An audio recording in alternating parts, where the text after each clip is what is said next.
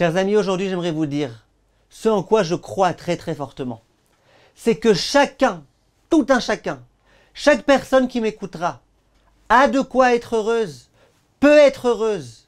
Et si elle développe en elle un certain état d'esprit, elle pourra être heureuse. De quel état d'esprit s'agit-il ici? Mais avant tout, sachez qu'il n'y a pas que les imbéciles qui ont le droit d'être heureux. Parce que l'autre il m'a dit ouais mais moi je suis intelligent, hein. Je lui ai dit alors? Il me dit on dit les imbéciles heureux. Non, même les imbéciles ils peuvent être heureux et les autres aussi. Et c'est vrai que c'est bizarre. Aujourd'hui quand tu vois quelqu'un dans la rue qui vient et qui à chaque fois bonjour, bonjour, qui est toujours souriant, qui est toujours sympathique, on a l'impression que c'est un imbécile. Et quand t'as l'autre qui est sec, qui regarde comme ça, bonjour, merci. Puis tu dis ah lui, c'est quelqu'un de normal. Pourquoi? Pourquoi la normalité elle est devenue ainsi? Moi, plein de fois, les gens, je leur fais des sourires, ils pensent que je me moque d'eux. Pourquoi? Pourquoi je me moque? Je te fais un sourire, pourquoi tu crois que je me moque de toi? Et à mon avis, comme je vous dis, tout le monde peut être heureux.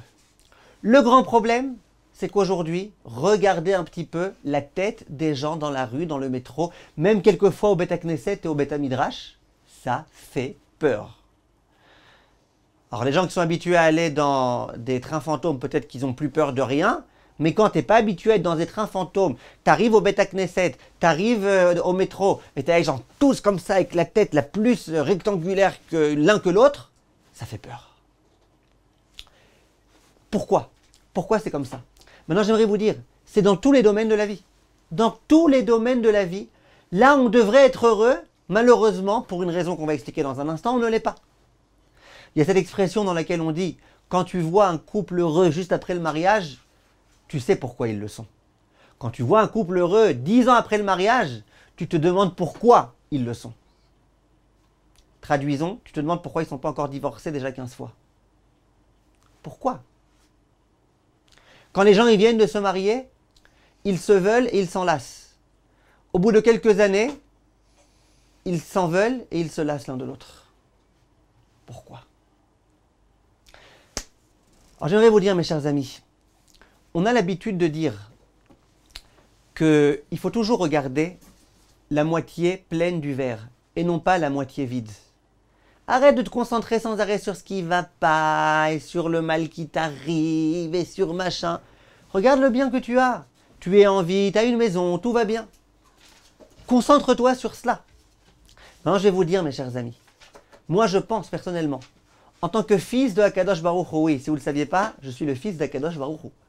En tant que fils de Akadosh Baruch Hu, qui suis conscient de l'amour qu'Akadosh Baruch Hu me porte, qui suis conscient de la capacité d'Akadosh Baruch Hu à tout faire, je pense que cette phrase-là, ne regardons pas la moitié du verre qui est vide, regardons celle qui est pleine, c'est une phrase qui n'est pas Torah. Cette phrase n'est pas Torah. On a l'impression que c'est genre le grand sadique. Il se concentre sur la moitié qui est pleine. C'est pas Torah. Parce qu'un juif de Torah, il est conscient qu'il n'y a pas de moitié qui est vide. Ton verre, il est rempli comme il devait l'être. Hachem, il sait très bien ce dont tu as besoin. Qu'est-ce qui est bon pour toi? Qu'est-ce qui te permettra d'arriver à ta finalité, au Olam Haba? Il n'y a pas de moitié qui est vide. Tout ce qui doit être rempli est rempli.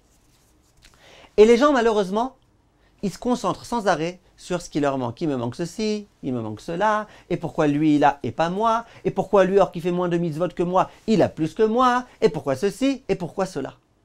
Ce qu'on appelle la comparaison. Les gens, ils adorent comparer l'argent des autres par rapport au leur, comparer le bonheur de l'autre par rapport au sien, comparer la beauté de sa femme par rapport à la sienne, comparer l'évolution de ses enfants par rapport à ceux des voisins, etc., etc.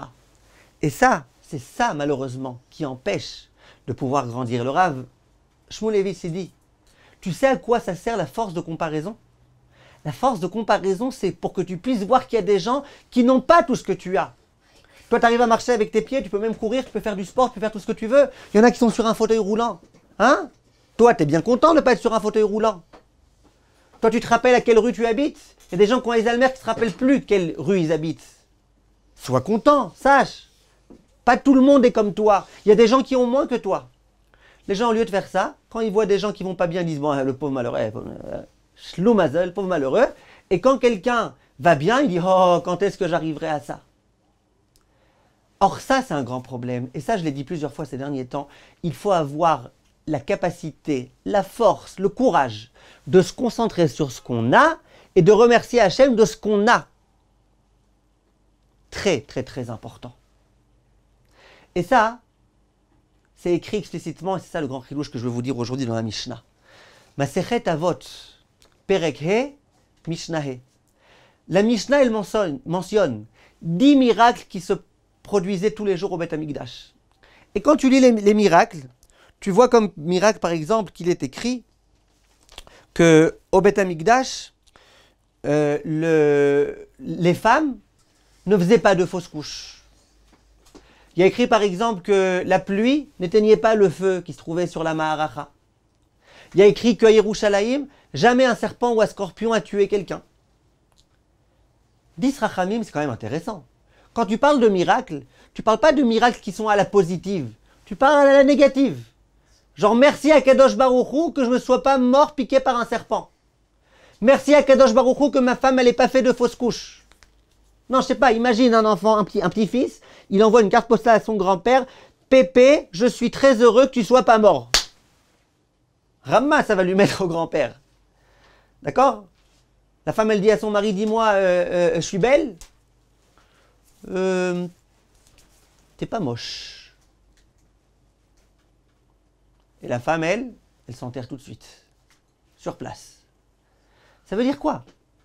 Quand tu viens remercier Akadosh Baruch Hu, remercie pour des choses qui sont faites, qui sont présentes, pour des miracles. Pas pour des catastrophes qui ont été évitées. C'est ce qui est écrit ici. Ça veut dire que remercier Akadosh Baruch Hu, ça ne doit pas être simplement dans les choses extraordinaires qui se passent, grandioses. Remercier Hachem, ça doit être dans chaque détail.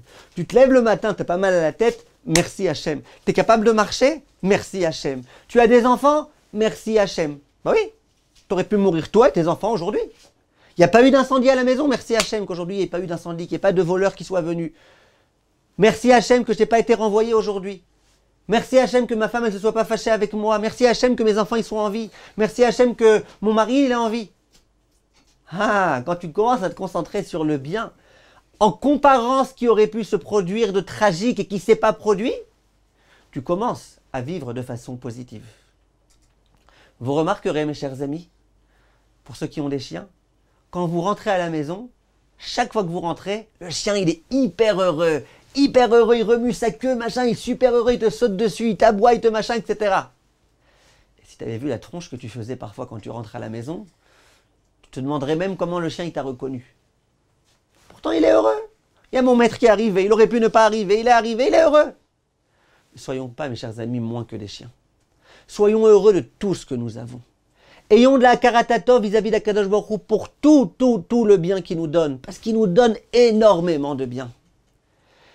Et Be'ezrat Hashem, de cette façon-là, nous pourrons être heureux, nous pourrons être joyeux, nous pourrons nous concentrer sans arrêt sur « J'ai Baruch Hashem, ça va, tout va bien, le verre est complètement rempli, tout va bien, j'ai ce qu'il faut, j'ai la maison qu'il me faut, j'ai la femme qu'il me faut, j'ai la belle-mère qu'il me faut, j'ai la famille qu'il faut, j'ai tout ce qu'il faut. » Merci Hashem.